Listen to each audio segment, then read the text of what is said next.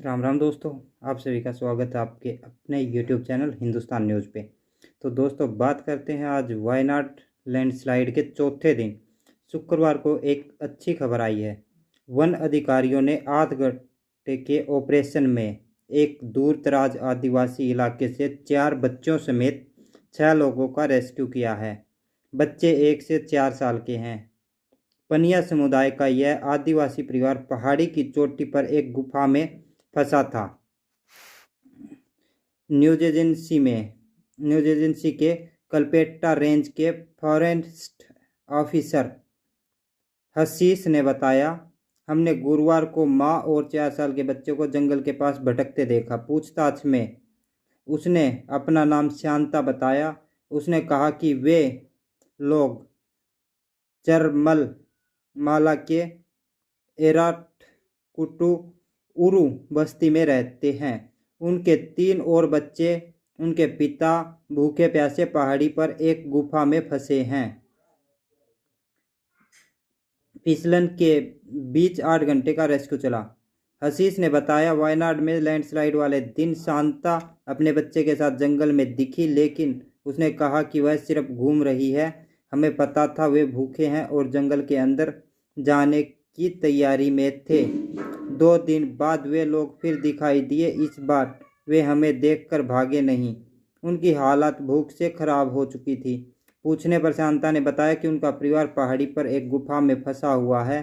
हमने 4 लोगों की टीम बनाई। भारी बारिश के बीच फिसलन।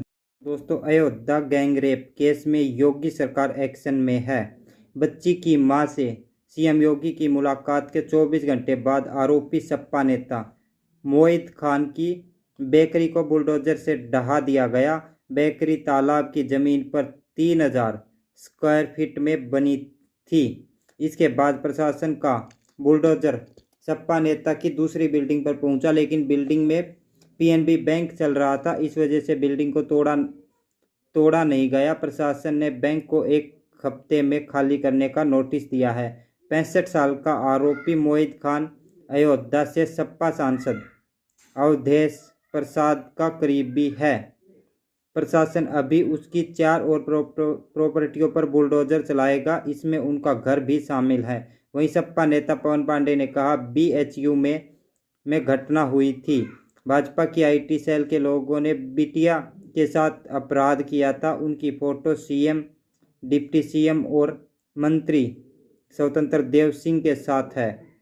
बीएचयू कांड के जितने बलात्कारी थे उनके घर पर बुलडोजर चला। उस समय भी तो योगी आदित्यनाथ ही सीएम थे। क्यों कार्रवाई नहीं हुई? इसी को लेके योगी सरकार के मंत्री उद्धव ठाकरे ने शनिवार को भारतीय जनता पार्टी पर पावर जिहाद करने का आरोप लगाया है। उन्होंने कहा कि भाजपा सत्ता में रहने के लिए राजनीतिक दलों में फूट डाल रही है। उन्होंने महाराष्ट्र के डिप्टी सीएम देवेंद्र फडणवीस को खटमल बताया। इसके साथ ही उद्धव ने गृह मंत्री अमित शाह को अहमद शाह अब्दाली का वंशज बताया। अब्दाली ने पानीपत के युद्ध में मराठों को हराया था। दरअसल 21 जुलाई को अमित शाह ने पुणे में ठाकरे के औरंगजेब फैन क्लब का लीडर कहा था।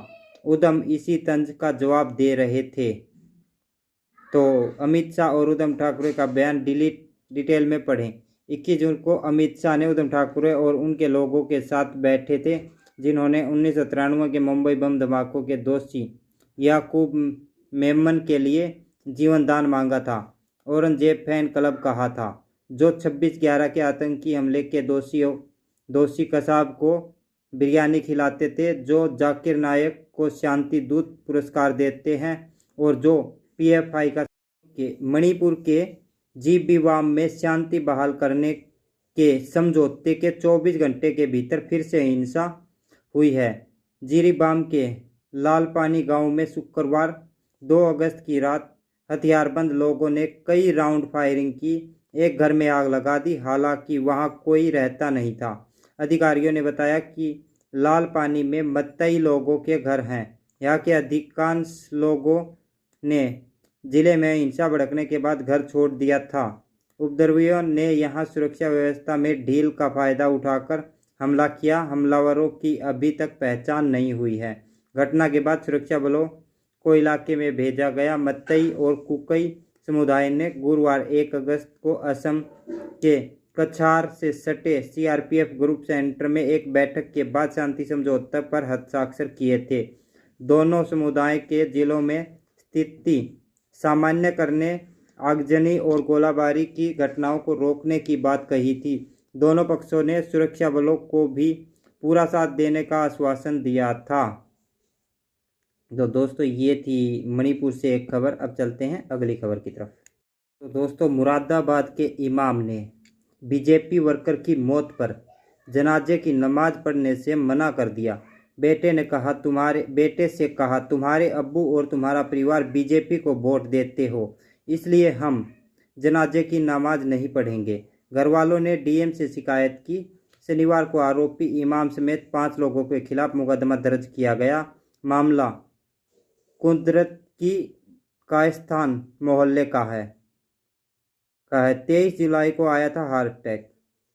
कुतर्की की रहने वाली हुमा ने बताया उनके पिता अलीदाद खान और उनका परिवार शुरू से ही बीजेपी को सपोर्ट करते आ रहे हैं। 23 जुलाई को पिता की हार्ट अटैक से मौत हो गई थी। जनाजे की नमाज पढ़वाने के लिए मेरा भाई नवाज खान मस्जिद के इमाम को बुलाने गया। इमाम मोहद्दे रशीद के जनाजे की नमाज पढ़ने से मना कर दिया। इमाम ने कहा तुम्हारे अब्बू बीजेपी को वोट देते थे।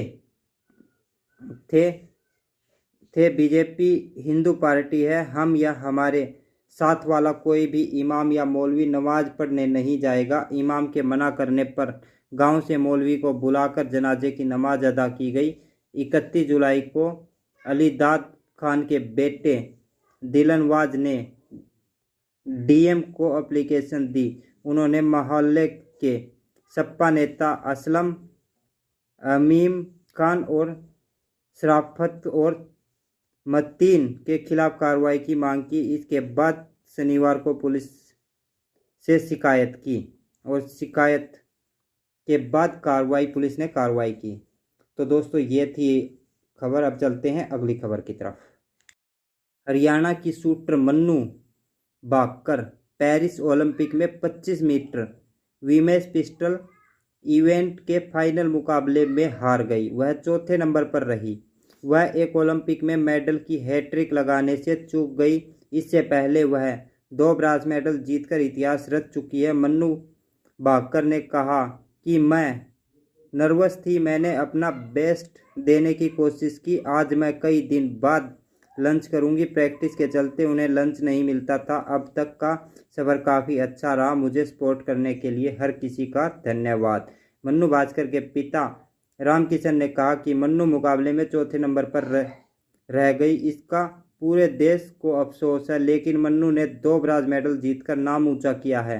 इतिहास में नाम लिखा गया है। मन्नू ने 2 मेडल लेकर सेलिब्रेशन का मौका दिया है। उन्होंने कहा कि मैं एक अंदर की बात बताऊं कि अगर मन्नू आज गोल्ड मेडल जीत जाती तो उनकी मम्मी उसे कहती कि मन्नू बहुत हो गई शूटिंग, अब छोड़ दो। लेकिन कहीं ना कहीं भगवान ने सोचा होगा कि अभी बंद नहीं कर सकते, अभी मन्नू को कुछ साल और खेलना चाहिए। वहीं मां सुदेशा ने कहा कि मेरा मन मन्नू से बहुत बात करने का है। उससे रोज़ थोड़ी देर में ही बात हो पाती थी। उन्होंने कहा कि मन्नू को बाइक और गाड़ियों का बहुत शौक़ है। मैं उसके सारे शौक़ पूरे करने की कोशिश करूंगी। तो दोस्तों हरियाणा के हिसार में एक युवती नौकरी शादी के नाम पर इस कदर फर्जीवाड़े का शिकार हुई कि न केवल 20 लाख गंवा बैठी बल्कि पिता की भी हार्ट अटैक से मौत हो गई। ठगों ने मैट्रिमोनियल वेबसाइट से युवती का नंबर लिया, जिसके बाद खुद रेलवे अफसर बनकर संपर्क किया। बहन को गुजरात IAS अफसर और पिता को रेल मंत्रालय का अधिकारी बताया। युवती ने शक जाहिर किया तो आरोपी युवती ने खुद को केंद्रीय गृह मंत्री अमित शाह का PA बताया। शाह के साथ फोटो शेयर करते हुए दावा किया कि वह अमित शाह का सोशल मीडिया अकाउंट देखती है। फोटो के भरोसे युवती उसके जाल में ऐसे फंसी कि पहले नौकरी के नाम पर लाखों रुपए दे दिए, फिर शादी के धोखे में फंस गई। जब उसे ठगी का पता चला तो आरोपी धमकाने लगे, उसके अश्लील फोटो वीडियो वायरल करने की धमकी देने लगे। पिता को पता चला तो उन्हें दिल का दौरा पड़ गया, जिसके बाद उसने पुलिस को शिकायत दी। पुलिस ने हिसार के आज़ाद नगर थाने में धारा 406, 420, 506 और 120B IPC के तहत केस दर्ज कर लिया है। युवती का कहना है कि अब उसके परिवार को भूखे मरने की नौबत आ गई है। उसके पास जितनी जमा पूंजी थी वह दे चुके हैं। पिता के ऑपरेशन में भी लाखों रुपए खर्च हो गए। अगर उनको न्याय नहीं मिला तो पूरा परिवार आत्महत्या करने को मजबूर हो जाएगा। तो दोस्तों ये थी एक और धोखाधड़ी का मामला, जिसमें अमित शाह का पीए बताकर एक लड़की को धोखा दिया। तो दोस्तों आप लोगों को वीडियो कैसी लगी? अगर वीडियो अच्छी लगी है तो वीडियो को लाइक करो, शेयर करो, चैनल को सब्सक्राइब करो और ज़्यादा से ज़्यादा पेड़ों को बचाओ।